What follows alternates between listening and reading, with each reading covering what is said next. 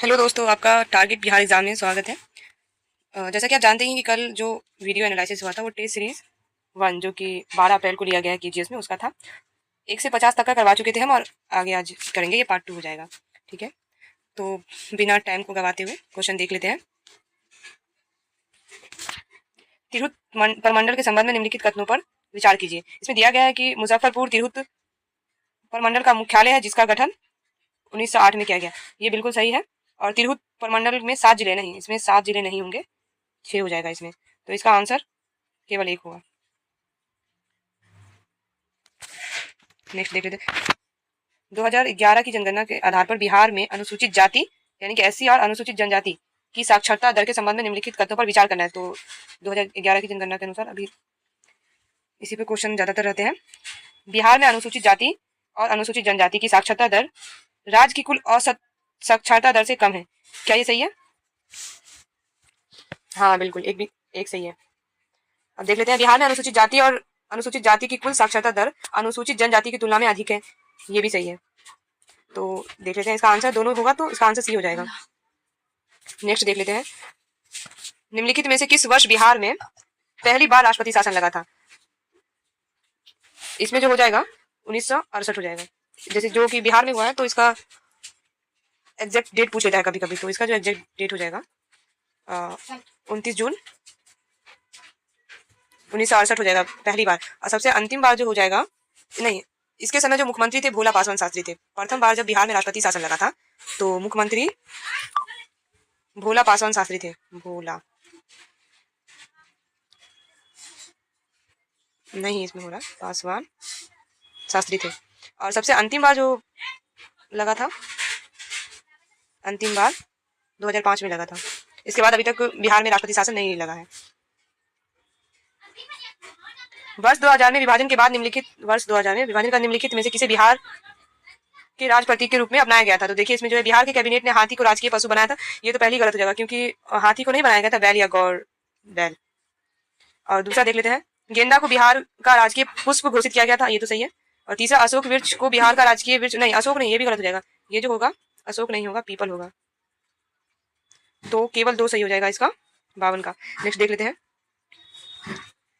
अभी कथन है और ये बताना कि कौन सही है और इसकी सही व्याख्या कर रहा है या नहीं। देखिए, 2011 के दौरान बिहार की 10 की जनसंख्या 2001 से 11 के दौरान बिहार की 10 की जनसंख्या वृद्धि 25.42% थी, जो कि 1991 से 2001 के दौरान दर्ज 28.43% की कमी हुई है।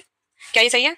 हाँ, कथन एक तो सही है। कारण, भारत की जनसंख्या में बिहार की हिस्सेदारी 2001 में दर्ज 8.07% से बढ़कर 2011 में 8.60% हो गई है। ये भी सही है, लेकिन कथन और कारण दोनों सही है, लेकिन कथन कारण की सही व्याख्या नहीं करता, तो इसके लिए इसका आंसर जो हो जाएगा बी हो जाएगा। ठीक है, नहीं देख लेते हैं। बिहार में पहले दूरदर्शन केंद्र स्थापित किए गए थे, कब किए गए थे? तो ये कब पूछा है, हो सकता है कहाँ, ये भी पूछ ले। तो ये जो है 1978 में पूछा गया, स्थापित हुआ था, सॉरी 1978 में स्थापित है। इसका एग्जैक्ट डेट जो हो जाएगा 14 अगस्त 1978 हो जाएगा, 14 अगस्त। ठीक है। और पटना में जो स्थापित किया गया था, ये पटना वाला 1990 में। अब प्रथम दूरदर्शन के मुजफ्फरपुर हो जाएगा, इसका प्रथम जो हो मुजफ्फरपुर हो जाएगा इसका आंसर। फिर ये अभी कथन और कारण वाला है। 2001 और 11 के बीच बाल लिंगानुपात में गिरावट ग्रामीण बिहार की तुलना में शहरी बिहार में अधिक रही थी। क्या ये सही है? कथन तो सही है, कारण देख लेते हैं। बाल लिंगानुपात में ग्रामीण शहरी अंतर 2001 में 20 अंक से बढ़कर 2011 में 26 हो गया था। हाँ, ये सही है। कथन भी सही है, कारण भी सही है, ये सही होगा इसका आंसर। 2011 देखिए, बिहार स्पेशल में 2011 को तब क्लियर ही कर लीजिए क्योंकि इससे इतने सारे क्वेश्चन बनते हैं, तो उसी को ध्यान में रख के ये भी बनाया गया है।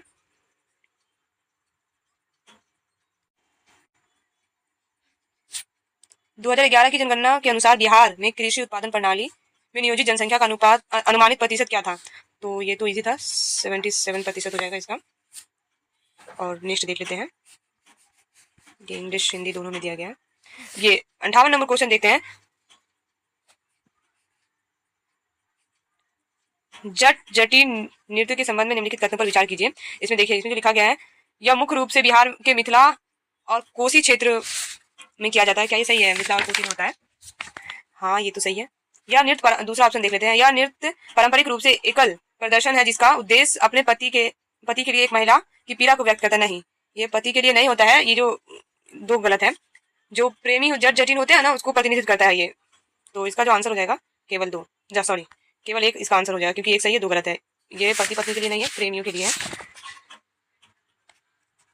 आप देखिए सूजनी कढ़ाई के संबंध में निम्नलिखित कथनों पर विचार करना है। इसका देख लीजिए, इसका जो हो जाएगा, सूजनी कढ़ाई मुख्य रूप से नियॉन सेट्स के चमकीले सिंथेटिक धागों का उपयोग करता है। नहीं, इसमें जो है ना चैन स्टिचिंग के साथ होता है ये, तो एक तो गलत हो जाएगा। सूजनी कढ़ाई के विषय में घरेलू हिंसा, दहेज, लड़कियों की शिक्षा और कन्या भ्रूण हत्या को शामिल किया गया। हाँ, इसका दो सही है। और तीसरा देख लेते हैं, इसे 2006 में भौगोलिक संकेत यानी कि जीआई टैग प्रदान किया गया। हाँ, ये भी सही है, इसका आंसर ए हो जाएगा। ये फिर से अभी कथन और कारण वाला है। सामा चकेवा उत्तरी बिहार और नेपाल के क्षेत्र में मनाया जाने वाला एक सांस्कृतिक रूप में समृद्ध त्योहार है। तो इसका जो हो जाएगा, एक तो सही है, ये सही है।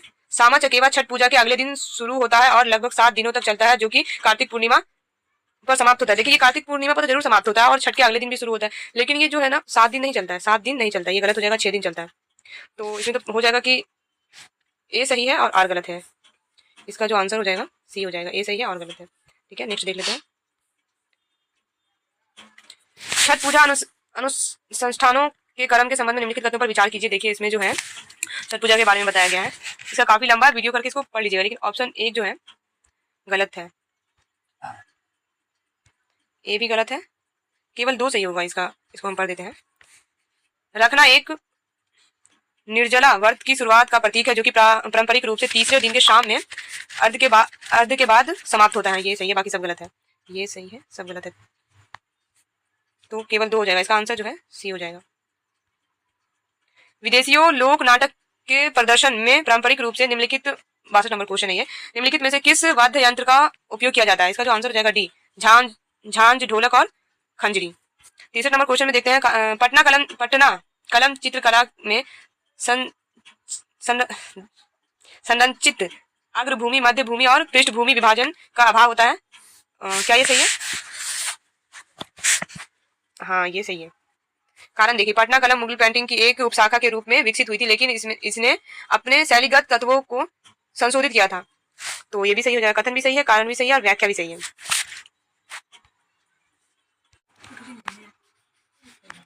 नेक्स्ट देख लेते हैं। सूची एक को सूची दो से सम्मिलित करना है। ये जीआई टैग कौन कौन से फसल या चीज को कब मिला गया है ये देखना है। देखिए, कतरनी चावल को जो मिला गया था 2018 में, ये करंट अफेयर से रिलेटेड है, 2018 में मिला है, तो एक का दो हो जाएगा। भागलपुर के रेशम को जो मिला है वो 2013 में मिला है इसको, तो बी का दो हो जाएगा। मधुबनी चित्रकला को 2007 में मिला है, तो इसका 4 हो जाएगा। खटवा को 2016 में मिला है, तो इसका आंसर जो हो जाएगा 2, 1, 4, 3, तो इसका आंसर बी हो जाएगा। अब नेक्स्ट देख लेते हैं। पटना स्थित पादरी की हवेली की वास्तुकला के संबंध में निम्नलिखित कथनों पर विचार कीजिए। तो इसका जो वर्तमान संरचना को 1772 में तिरेटो नामक एक वेनिसियन वास्तुकार द्वारा पुनः डिजाइन किया गया था। ये तो सही है। यह इमारत इतावली वास्तुकला शैली में निर्मित है। नहीं, ये पुर्तगाल इंडो यूरोपीय शैली में है। दो गलत हो जाएगा। इसका आंसर जो है केवल एक सही होगा, 65 का। फिर से सूची एक को सूची दो में सम्मिलित करना है। देखिए, इसमें मृदा के प्रकार दिए गए हैं और वो जगह का नाम यानी कि जिला का नाम भी दिया गया है। तो बलथा मृदा जो हो जाएगा कैमूर में हो जाएगा, ए का 3 हो जाएगा, ए का 3। टाल मृदा जो हो जाएगा मुंगेर हो जाएगा, तो बी का 1। तो यहीं से तो कोई आंसर मिल जाएगा। ए का 3 कहाँ दिया गया है? एक में, और बी का एक ही में दिया गया, ए वाले आंसर इसका जो हो जाएगा सही हो जाएगा। नेक्स्ट देख लेते हैं। सोन नदी बिहार में रोहतास जिले के किस प्रखंड, कितना डीपली क्वेश्चन पूछा गया, तो ध्यान दीजिए। रोहतास जिला पूछ लिया, किस प्रखंड में प्रवेश करती है, प्रखंड का नाम भी पूछ लिया गया। इसका जो आंसर हो जाएगा बी हो जाएगा, नौहट्टा हो जाएगा। पटना जिले के भीतर गंगा नदी की सटीक लंबाई क्या है? पटना जिले के भीतर जो गंगा नदी की सटीक लंबाई है वो तो 99 किलोमीटर है, लेकिन पूरे बिहार में जो इसकी लंबाई है 445 किलोमीटर है। इसकी पूरे बिहार में इसकी लंबाई गंगा नदी की। बेगूसराय जिले में संचालित लघु उद्योग समूह को संबंध में निम्नलिखित कथनों पर विचार कीजिए। इसका जो लघु उद्योग बेगूसराय जिले के बारे में बोल रहा है। तो देखिए, बरौनी तेल रिफाइंड सोवियत संघ की सहायता से बनाई गई थी और जुलाई 1964 में चालू हुआ था। ये सही है, ये तो एकदम सही है। और ब्राउनी डेयरी 1959 में स्थापित एक पूर्ण सहकारी संस्था थी, ये भी सही है। तेघरा क्लस्टर एक छोटा कृषि आधारित उद्योग था, ये भी सही है। मतलब तीनों सही है, इसका जो आंसर हो जाएगा डी हो जाएगा। 1 2 3 तीनों सही है। मगही पान के संबंध में निम्नलिखित कथनों पर विचार कीजिए। मगही पान इसे जीआई टैग प्राप्त हुआ था, लेकिन देखिए इसका जो आंसर है, यह नवादा, नालंदा, गया, औरंगाबाद के क्षेत्र चिकनी दोमट मिट्टी में उगाया जाता है, ये तो सही है। इसे 2020 में भौगोलिक संघ जीआई टैग प्राप्त हुआ, नहीं, 2 गलत हो जाएगा इसका आंसर। इसमें पूछा है गलत, तो गलत केवल 2 है, क्योंकि एक तो सही है, तो इसका आंसर 2 हो जाएगा। ये गलत और सही वाला में इतना कंफ्यूज करके रख देता है, तो आप इसे ध्यान से देख के बनाइएगा। मैं तो खुद बहुत कंफ्यूज हो जाती हूँ कि कौन सा गलत है सही है। सूची 1 को सूची 2 में सम्मिलित करना है। देखिए इसमें जो दिया गया है, मंडल दिया गया, उसका मुख्यालय कहाँ है वो दिया गया है। तो तिरहुत का तो मुजफ्फरपुर, इससे पहले वाले क्वेश्चन में तो देख ही थे, मुजफ्फरपुर हो जाएगा। तो 1 का 2, 1 का 2 तो यही में आ रहा है, 1 में ही आ रहा है। फिर देख लेते हैं सारण, सारण का जो हो जाएगा इसका छपरा, बहुत फेमस जगह है छपरा। मगध, मगध भी अपनी मगध यूनिवर्सिटी के लिए फेमस है। गया, इसका जो गया हो जाएगा मुख्यालय। और कोसी का सहरसा, तो इसका जो आंसर हो जाएगा ए हो जाएगा। ए में ही मिल रहा है सारा का सारा, देख लीजिए आप, ए हो जाएगा इसका आंसर। नेक्स्ट देख लेते हैं। जनगणना 2011 के अनुसार भारत के सभी जिलों में कुल जनसंख्या के मामले में पटना जिला का स्थान कितना है? तो इसका जो पटना जिला का स्थान है ये 15वां है। देखिए 2011 की जनगणना जो है इसको एकदम अच्छे से एनालिसिस करिए। कम से कम हर साल बीपीएससी में 2 से 3 क्वेश्चन तो बिहार स्पेशल का जो होता है 2011 की जनगणना से ही हो जाता है। देखिए शाहबाद क्षेत्र में बोली जाने वाली भोजपुरी भाषा की विशिष्ट विविधता निम्नलिखित में से कौन सी है? देखिए इसमें जो हो जाएगा मानक भोजपुरी हो जाएगा। लैंग्वेज से रिलेटेड भी कुछ क्वेश्चन पूछ दिया गया। निम्नलिखित में से 74वां क्वेश्चन देखिए, निम्नलिखित में से कौन सा फसल रोग बिहार के पश्चिम चंपारण जिले में गन्ने की खेती को प्रभावित नहीं करता? करता नहीं करता, नहीं वाले में तो बहुत कंफ्यूजन है। इसका जो आंसर हो जाएगा येलो बीन मोजेक, कैसा नाम है यार। अब देखिए इसमें जो बरौनी रिफाइनरी की वर्तमान कच्चा तेल प्रसंस्करण की क्षमता कितनी है? तो इसका जो आंसर हो जाएगा बी हो जाएगा, 6.0 वाला। अब अगला देख लेते हैं 76 नंबर क्वेश्चन। कमला और महानंदा नदियों के संबंध में निम्नलिखित कथनों पर विचार कीजिए। देखिए इसका जो आंसर हम बता देते हैं, आप वीडियो रोक के, अगर आपको पीडीएफ की जरूरत हो तो आप कमेंट में कीजिएगा, हम टेलीग्राम आईडी देंगे, आप वहां से आप मैसेज करके ले सकते हैं। इसका जो बहुत लंबा है इसको आप लोग पढ़ लीजिएगा, हम आंसर बता देते हैं। 1 गलत है इसका, 2 सही है, 3 भी सही है और 4 गलत है। देखिए इसमें हम थोड़ा एक्सप्लेन कर देते हैं। महानंदा नदी उत्तर दिनाजपुर से बिहार में कटिहार जिले में प्रवेश करती है, ये किशनगंज जिले से प्रवेश करती है, ये तो गलत हो गया। इसका ये जो पहला इसलिए गलत है, ये जो है सुमेश्वर की श्रेणी से नहीं, महाभारत श्रेणी जो है वहां से ये होता है इसका। तो इसका जो आंसर हो जाएगा 2 और 3 हो जाएगा। 2 और 3 बी में बता रहा है, तो ये हो जाएगा ठीक। सूची 1 को सूची 2 से मिलाना है। देखिए खनिज दिया गया है और जगह का नाम दिया गया है। अबरख जो मुख्य तौर पर नवादा जिला में पाया जाता है। ज्योग्राफी से थोड़ा थोड़ा पूछ ही देते हैं। हो गया बी का क्वार्टर जायद जो हो जाएगा ये लखीसराय हो जाएगा। और डोलोमाइट रोहतास हो जाएगा। स्लेट मुंगेर हो जाएगा। देखिए 1 और 3 एक ही में है, इसका आंसर भी ए हो जाएगा। बिहार में कांवर झील के संबंध में निम्नलिखित कथनों पर विचार कीजिए। इसका निर्माण नदी संबंधी प्रक्रियाओं के माध्यम से तब हुआ जब गंगा नदी की एक विसर्प धारा कटकर अलग हो गई, जिसे एक अर्धचंद्राकार गोकुल झील का निर्माण हुआ। देखिए ये नदी का नाम थोड़ा ये बूढ़ी गंडक हुई, गंगा नदी नहीं होगी, तो ये एक तो गलत हो गया पहले ही। कांवर झील एशिया की सबसे बड़ी मीठे पानी की झील है, हाँ ये बिल्कुल सही है। तो इसका जो आंसर हो जाएगा केवल 2 बी आंसर हो जाएगा इसका। अब नेक्स्ट क्वेश्चन देख लेते हैं, कितना नंबर का था? 78 का था। कांवर झील के बारे में दिया गया है। देखिए इसमें भी इसमें गलत पूछ रहा है। तो कांवर झील पक्षी अभ्यारण्य के संबंध में निम्नलिखित कथनों पर विचार कीजिए। कांवर झील पक्षी अभ्यारण्य को वर्ष 2020 में एक पक्षी अभ्यारण्य घोषित किया गया था, ये गलत है, गलत ही पूछ रहा है। यह गर्मियों के दौरान पश्चिम एशिया में सबसे बड़ी संख्या में प्रवासी पक्षियों को आकर्षित करता है, ये भी गलत है। और ध्यान रखिए कि गलत पूछ रहा है, गलत कौन है? कांवर आर्द्र भूमि के आसपास देखे जाने वाले प्रमुख पक्षियों में लेसर एडजुटेंट और ग्रेट एस्पार्टेड ईगल शामिल है, ये सही है। तो इसका जो आंसर हो जाएगा ये सही होगा। 1 और 2 गलत पूछ रहा है तो वही देंगे। बिहार में जलोढ़ मृदा के वितरण के संबंध में निम्नलिखित कथनों पर विचार कीजिए। सुपौल, सहरसा, दरभंगा, मधुबनी, बांगर मिट्टी के पट्टी में आते हैं, क्या ये सही है? नहीं, ये भी सही नहीं है। और इसमें सही पूछ रहा है।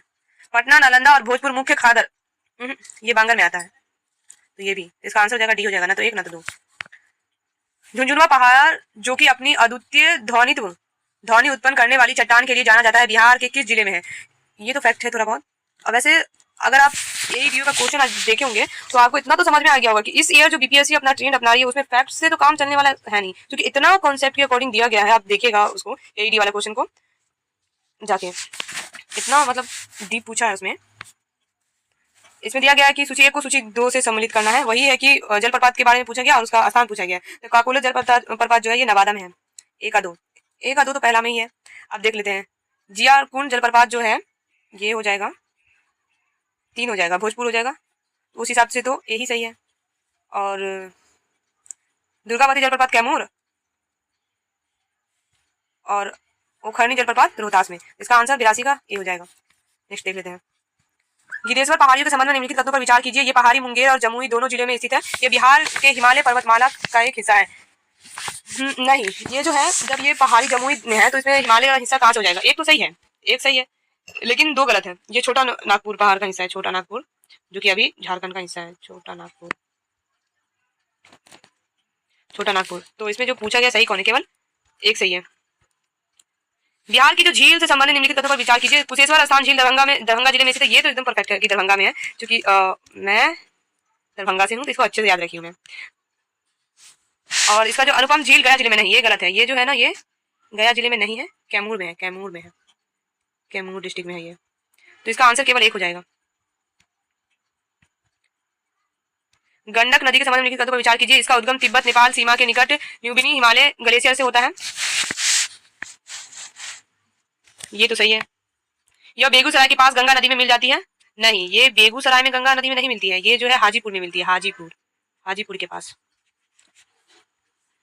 तीसरा देखते हैं। इस नदी में गंगा डॉल्फिन को घड़ियाल, गंगा डॉल्फिन और घड़ियाल दोनों पाए जाते हैं। हाँ, ये भी सही है। तो इसका जो आंसर हो जाएगा 1 और 3 हो जाएगा, सी आंसर हो जाएगा। अभी कथन और कारण वाला देखिए इसमें क्या है कि बिहार कृषि जलवायु क्षेत्र 2 यानी कि जोन 2 मिट्टी में आमतौर पर गैर चूना युक्त प्राकृतिक होती है। ये तो सही है। अब कारण देख लेते हैं। कोसी और महानंदा जैसी नदियों में चूना समृद्ध तलहटियों के बजाय अम्लीय खनिज में समृद्ध हिमालय जल ग्रहण क्षेत्र निकलती है। कथन भी सही है, इसका कारण भी सही है। अब नेक्स्ट देख लेते हैं। निम्नलिखित 87 नंबर क्वेश्चन में देखिए, निम्नलिखित राजनीतिक हस्तियों में से किसने कभी भी बिहार के मुख्यमंत्री के रूप में कार्य नहीं किया था? ये जो है ललित नारायण मिश्र। अब नेक्स्ट देख लेते हैं। फैक्ट है, फैक्ट से आप थोड़ा वो होने लगा, क्योंकि आज वाला जो क्वेश्चन है वीडियो का देखें हम, बीपीएससी कुछ अलग ट्रेंड अपनाई है, एकदम पूरा कॉन्सेप्ट आपका अगर क्लियर नहीं है कॉन्सेप्ट तो नहीं बनेगा इस बार।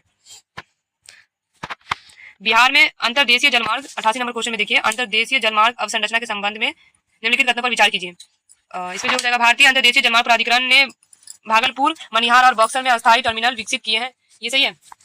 नहीं, गलत है ये। माल और यात्रियों की आवाजाही के लिए पटना और कालू घाट में फ्लोटिंग टर्मिनल विकसित किए गए हैं। ये भी गलत है। इसका जो आंसर हो जाएगा